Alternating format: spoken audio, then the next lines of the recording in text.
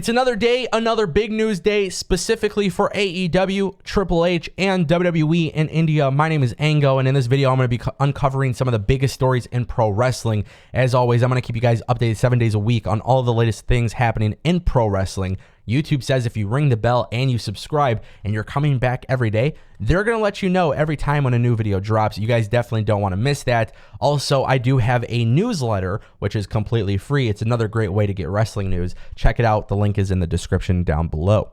Now, with that being said, guys, I want to talk about WWE in India because this is fascinating information. India.com came out with this report. According to viewing figures released by BARC, WrestleMania 38 was seen by a staggering 56.1 million people in India on Sony Sports Network. Now, the total viewership for WrestleMania 38 was actually up 29% from 2021.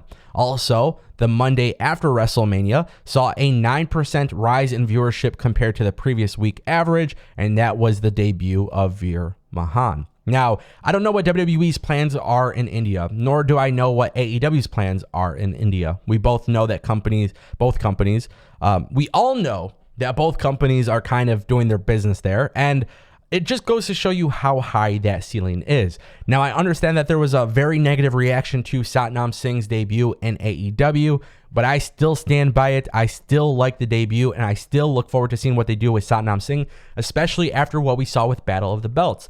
But if WWE can do 56.1 million viewers in India for WrestleMania, I imagine that the ceiling is very high for professional wrestling in general. Now, I don't know what the CPMs are in India. I don't know how that results economically for WWE. I don't know if there's a lot of revenue coming from it or anything like that. But when it comes to building a global presence, I imagine 56.1 million viewers definitely helps WWE and could very well help AEW or Impact or any other wrestling company that chooses to expand there.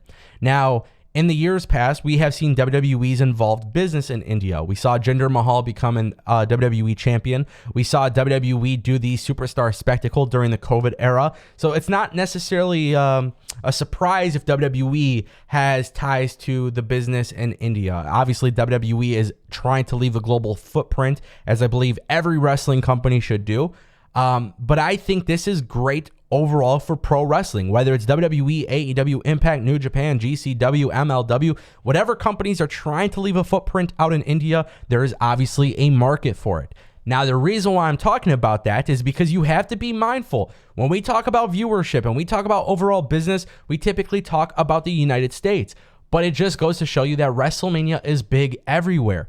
And I think when we start talking about AEW and WWE's viewership, it needs to be a conversation globally. It shouldn't just be about how many viewers watched in Canada or how many viewers watched in the US. I think we need to start talking about its global footprint absolutely everywhere, because I think that goes to show you truly how large these companies actually are and where the most potential are. Now, with that being said, guys, I do want to switch topics. I want to talk about Triple H and this amazing interview that he did with Chris Vanini of The Athletic, basically talking about the transition from NXT to NXT 2.0, something that was in the works for a while. Obviously, COVID plans had definitely ruined things.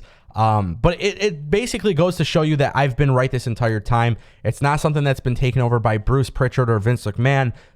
Triple H also confirmed what we had talked about before based on other interviews, that Shawn Michaels was running the show. He even congratulated Shawn Michaels for that as well, because he's happy about it. You know what I mean? It's a great thing to see that WWE is back to focusing on stars.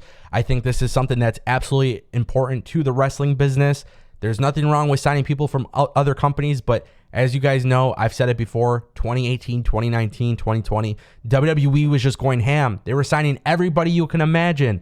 And it just led to a very bloated product, a product that basically lost its vision compared to the early days of NXT. And, Triple H basically said, hey, we were ready for this. We knew what we had to do. We had to reboot it. And they believe that the audience was invested enough that the numbers might come down, but a core group of them will stay. And now you're creating fresh stars all the time. That's where we are now. The numbers have stabilized. That's exactly what was said from Triple H. I absolutely love it. He also goes on to make a couple comparisons.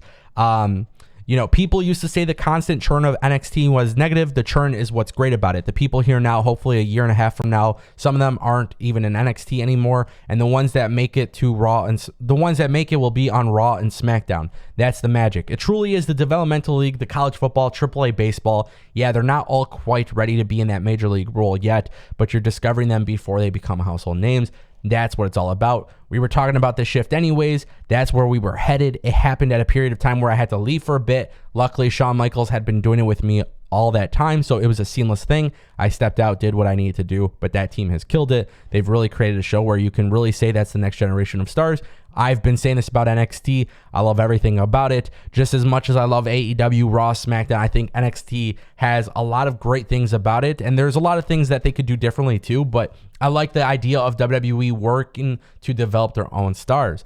Now, with that being said, he also talks about talents who left NXT or left WWE for AEW. He says, if they have great gigs, I'm happy for them. I stay in touch with them, almost all of them. I like to think they came into us here. We taught them a lot, got them to a higher level where they learned how to do a television, how to be professionals, and all that it is to be successful there. At some point, they might even come back to us, or they might never because they don't fit our brand as well. But that's okay. They got us to certain places, and I'm thankful for that. And they're thankful for that. And they are off to different things. But that doesn't stop the train. People leave football teams, move to different teams all the time, and it's great. And I love this. And I think Triple H was 100% right on the money. He even goes on to say, basically, like, as long as there aren't things hurting the business overall, I think any of this stuff is good. If you're a 6-year-old kid, you turn on the TV, wrestling is on, and you like it, now you're caught up in it. He also goes on to compare the USFL and XFL being great for football fans, because if you love football, you're going to watch it.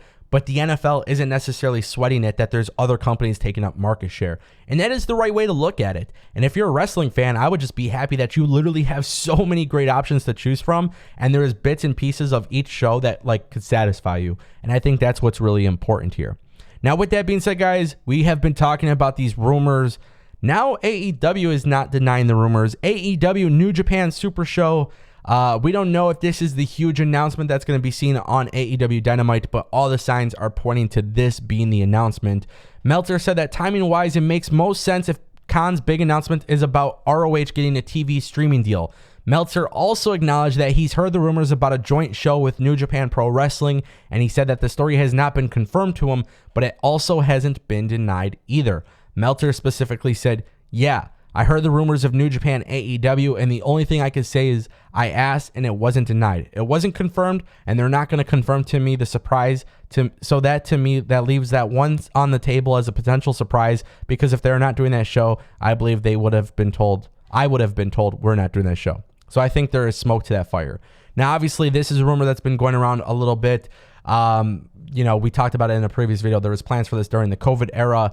And just kudos to AEW, man. You know what I mean? Like, for honestly, like, I think a lot of people don't realize how important this is. But the fact that AEW was able to turn around the relationship with New Japan is amazing. And if this leads to a yearly event every year where they're doing a super show, I think that is absolutely massive. There's a lot of names on the AEW roster that can make up for dream matches, and you got to get them out of the way before they're no longer active. I want to know what you guys think in the comment section down below. Do you guys think it's going to be the ROH TV deal? Do you guys think it's going to be the AEW New Japan Super Show? It appears that maybe Tony Khan is going to be the one on TV making the announcement, so we'll see what happens. But let me know what you guys think in the comment section down below, and I'll see you next time.